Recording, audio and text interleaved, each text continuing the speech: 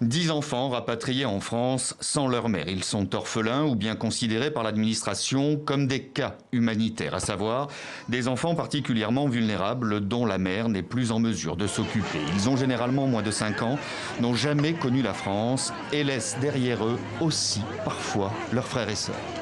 Ce sont déjà des enfants traumatisés, mais on rajoute à ce traumatisme celui de la violence d'une séparation, d'avec une mère où le lien est évidemment fusionnel, et d'avec ses frères et sœurs. Pourquoi moi et pas eux? Ça va être terrible. La nuance est importante. Il ne s'agit pas d'enfants djihadistes, mais d'enfants de djihadistes. Ils sont considérés par les autorités comme des victimes de guerre. Dès leur arrivée, ils font l'objet d'un suivi médical et psychologique avant d'être placés en famille d'accueil et plus tard, peut-être, au sein de membres de leur famille, des grands-parents, oncles ou tantes. La seule question, c'est qu'attend-on? Mais qu'attend-on pour sauver des enfants innocents et pour mettre en examen et incarcérer leur mère?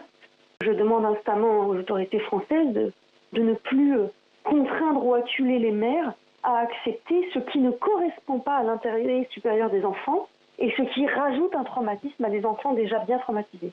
Un traitement au cas par cas, parfaitement assumé par le gouvernement français pour qui la question est particulièrement épineuse. L'opinion publique n'est pas favorable au retour de ces Français, y compris des enfants.